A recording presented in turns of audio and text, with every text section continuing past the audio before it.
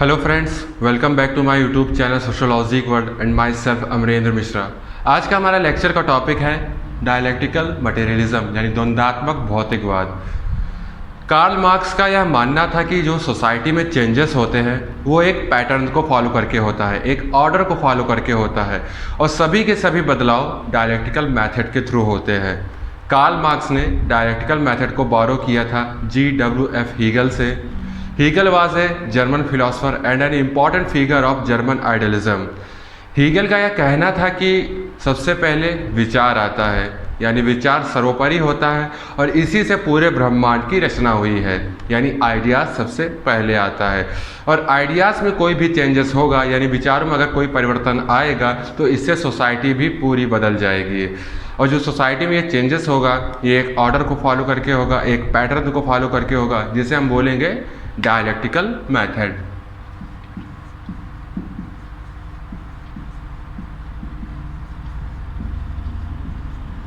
इसे हीगल ने बतलाया था। हीगल यह कहते हैं कि सबसे पहले एक आइडिया आएगा जिसे हम बोलेंगे थेसिस।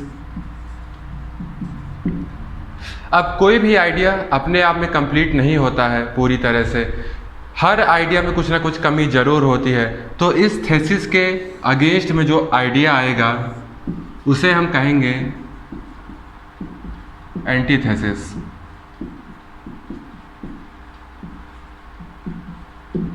अब इसमें भी वही होगा, ये भी एक आइडिया है, ये भी आइडिया अपने आप में पूरी तरह से कंप्लीट नहीं होगा, इसमें भी कुछ ना कुछ कमी जरूर होगी, यानी ये अपने आप सुप्रीम नहीं होगा। तो इस आइडिया के जो अगेंस्ट नया आइडिया आएगा उसे हम बोलेंगे सिंथेसिस।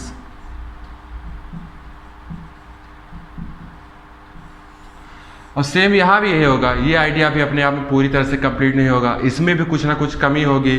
तो ये वापस चला आएगा थेसिस के पास, थेसिस फिर से चला जाएगा एंटीथेसिस के पास, इसमें कुछ ना कुछ कमी होगी। तो ये फिर आ जाएगा वापस सिंथेसिस और सिंथेसिस वापस थेसिस के पास। यानी ये जो एक साइकिल है थेसिस एंटीथेसिस सिंथेसिस का, ये चलता चला जाएगा। और यहाँ पर गौर देने की बात यह है कि हीगल से जब यह पूछा जाता है कि विचारों के अंत में क्या आता है, यानी विचारों के बाद क्या आता है, तो हीगल यह कहते हैं कि विचारों के बाद गॉड आता है। यानी हीगल अपने इस मेथड को सुपर नेचुरल एलिमेंट से जोड़ देते हैं, जिससे उनका ये मेथड अनसाइंटिफिक लगने लगता है। आगे चल के कार्ल मार्क्स आते हैं। कार्ल मार्क्स हीगल की इस मेथड से काफ़ी प्रभावित होते हैं और उन्होंने हीगल के इस थेसिस एंटीथेसिस और सिंथेसिस मेथड को बारो किया था और इसे बारो करके वे अपने थ्योरी डायलेक्टिकल मटेरियलिज्म में ऐड करते हैं और उसकी थ्योरी को बतलाते हैं। कार्ल मार्क्स यह कहते हैं कि जो हीगल यह बतलाते हैं कि हीगल का यह कहना था कि सबसे पहले आइडिया आता है, कार्ल मार्क्स कहते हैं कि सबसे पहले आइडिया नहीं आता है, सबसे पहले मैटर आता है। Matter is the essence of universe. सबसे पहले मैटर आएगा, मैटर में अगर कोई चेंजेस होगा तो सोसाइटी में भी पूरा परिवर्तन हो जाएगा। मैटर यानी जो भौतिकवादी वस्तुएं हैं हमारे आसपास की, जिसे हम छू सकते हैं, देख सकते हैं, मैटर में कोई चेंजेस होगा तो सोसाइटी में भी बदलाव होगा। और ये जो बदलाव होगा एक ऑर्डर को फॉलो करके होगा, एक मेथड को फॉलो करके होगा, जिसे हम बोलेंगे डायलेक्टिकल मेथड। बशर्ते यहाँ पे हीगल के आइडिया की जगह कार्ल मार्क्स का यहाँ पे मैटर ऐड हो जाएगा।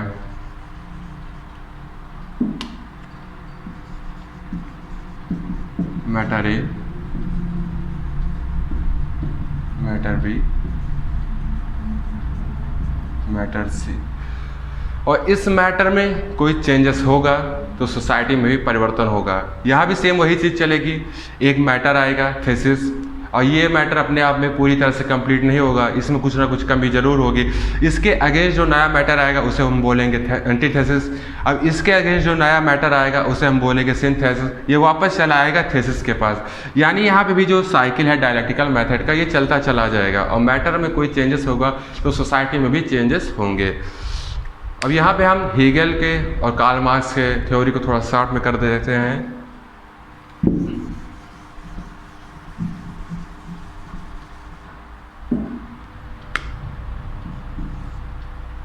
Idealism,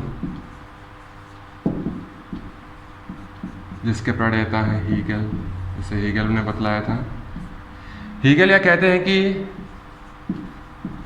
idea comes first and then material. ये हीगल बोलते हैं कि सबसे पहले विचार आएगा फिर मटेरियल आएगा। दूसरा आता है मटेरियलिज्म।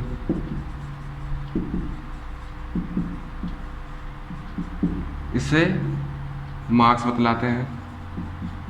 कार्ल मार्क्स यह कहते हैं कि materials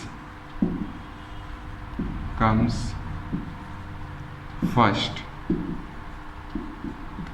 and then idea.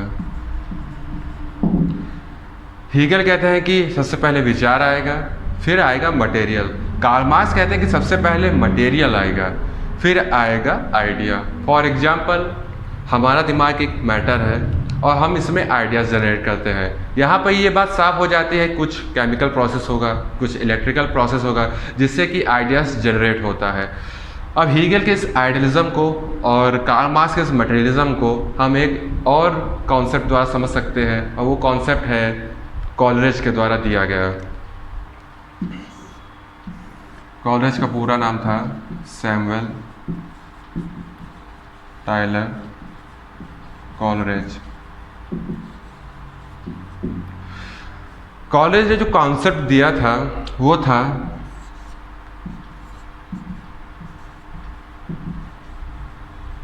Primary imagination और दूसरा था सेकेंडरी इमेजिनेशन। अब आइडियलिज्म और मटेरियलिज्म को अच्छे से समझने के लिए हम कॉलरिज के कॉन्सेप्ट में यानी कि प्राइमरी और सेकेंडरी इमेजिनेशन में इसको हम रखेंगे।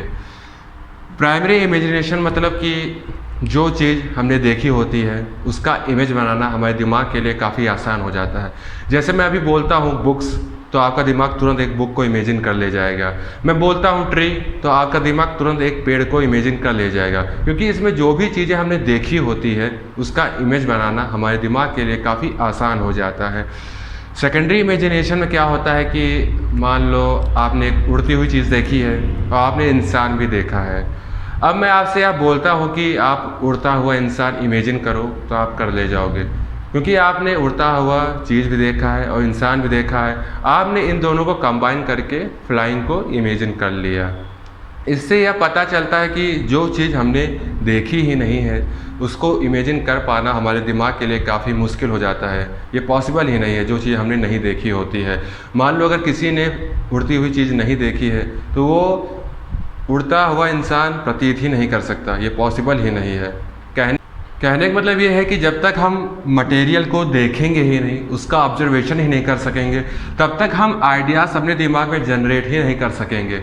यानी जो आइडिया होता है वो हमारे चारों तरफ जो मटेरियल होता है उसी को देख के जनरेट होता है। सो आज के लिए केवल इतना ही। अगर आपको ये वीडियो पसंद आया हो तो please like, share, comment and subscribe, and never forget to press the bell icon. Thanks for watching. Thank you.